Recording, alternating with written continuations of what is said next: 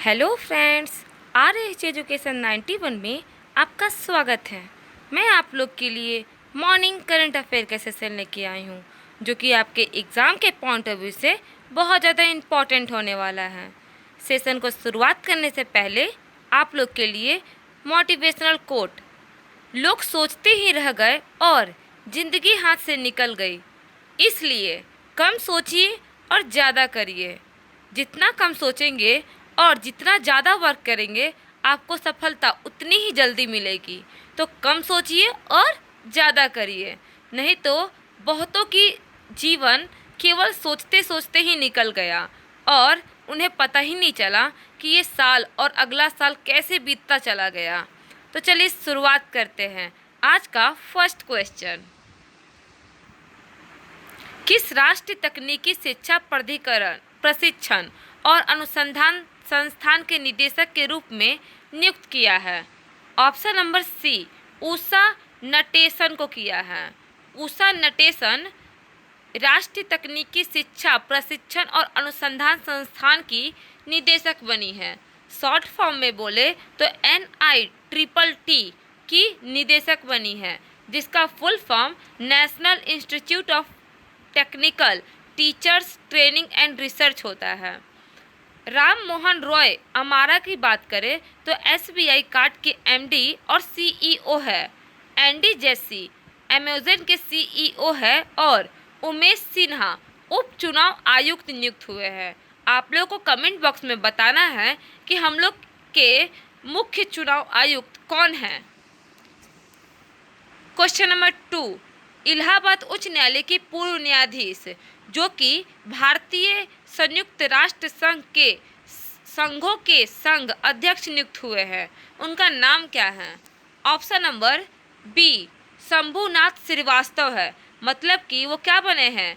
तो भारतीय संयुक्त राष्ट्र संघ के अध्यक्ष नियुक्त हुए हैं, जो कि इलाहाबाद उच्च न्यायालय के पूर्व न्यायाधीश भी रह चुके हैं। अमिताभ कांत नीति आयोग के CEO है, जिनका कार्यकाल बढ़ा दिया गया है।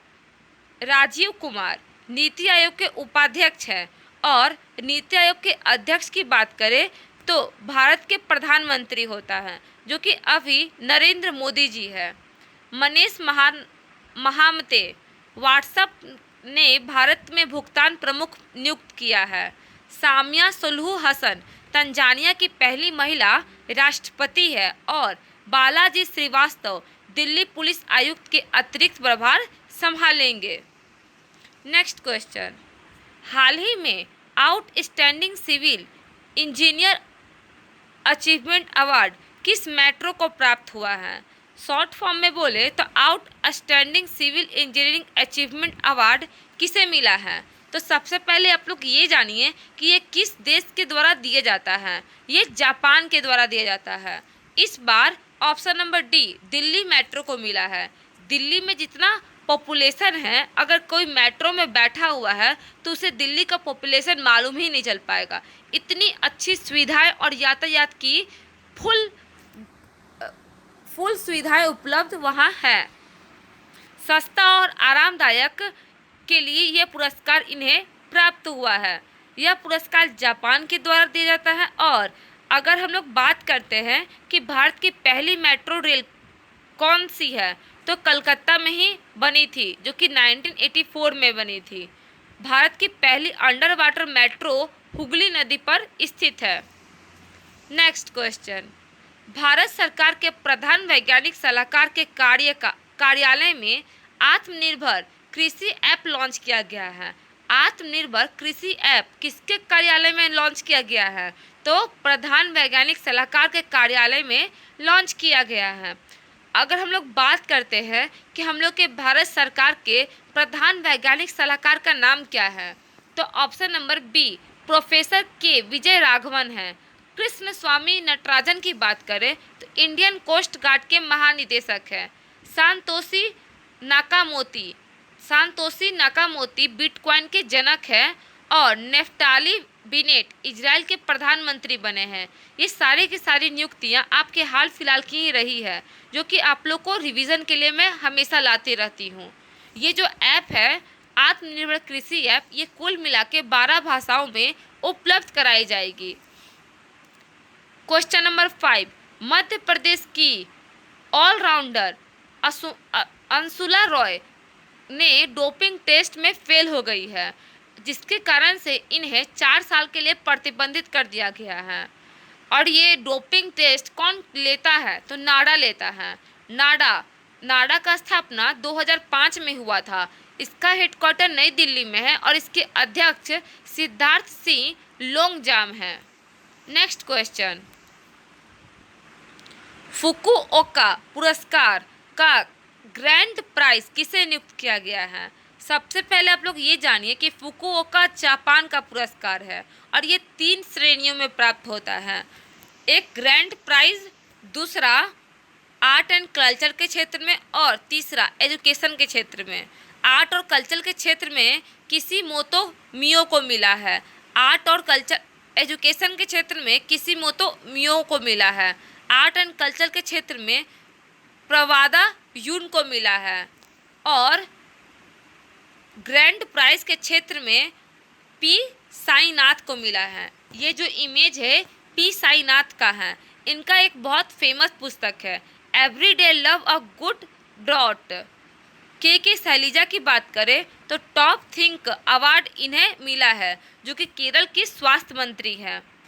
यह पुरस्कार जापान के द्वारा दिया जाता है, जो कि मैं आपको पहले बता चुकी हूँ, जो कि एशिया की संस्कृति को बढ़ावा देने के लिए जो काम करते हैं उन्हें ही ये पुरस्कार से नवाजा जाता है। नेक्स्ट क्वेश्चन, अंतर्राष्ट्रीय उष्णकटिबंधीय दिवस कब मनाया जाता है? ये आपका 29 जून को मनाया जाता है अंतर्राष्ट्रीय उष्णकटिबंधीय दिवस। 27 जून को अंतर्राष्ट्रीय सूक्ष्म लघु और मध्यम उद्योग दिवस मतलब MSME दिवस मनाया जाता है।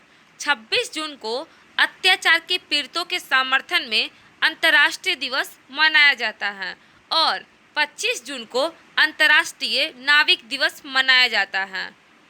आप लोग को मैं कल हो सके तो पूरे डेज की लिस्ट प्रोवाइड कर दूंगी। आप लोग वो वीडियो ज़रूर देखिएगा, जिससे आप लोग को सारे डेज एक वीडियो में मिल जाएंगे और इसे आप आसानी से थीम के साथ याद कर सकते हैं। नेक्स्ट क्वेश्चन, बेहतन जल विद्युत परियोजना किस देश में स्थित है? ये आपका ऑप्शन नंबर सी चीन देश में स्थित है।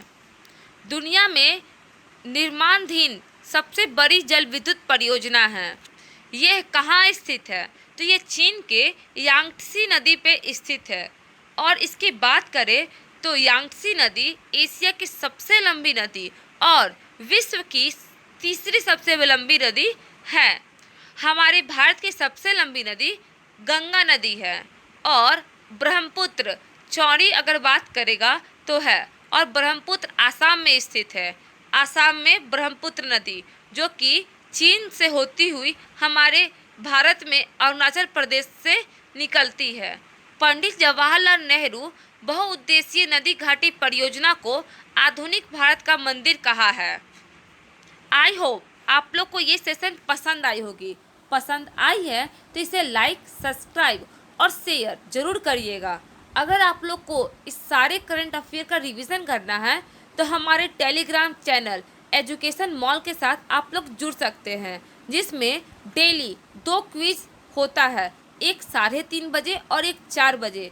आप लोग आसानी से इसे क्विज के माध्यम से रिवीजन कर सकते हैं। तो आप लोग मेरे टेलीग्राम के चैनल के साथ जुड़ जाइए और इसका रिवीजन भी आप लोग कर सकते हैं, जिसमें आपको लोग को लुसेंट, स्पीडी और डेली करंट अफेयर याद करवाया जाता है और इसका क्विज करवाया जाता है। चलिए, जय हिंद, जय भारत।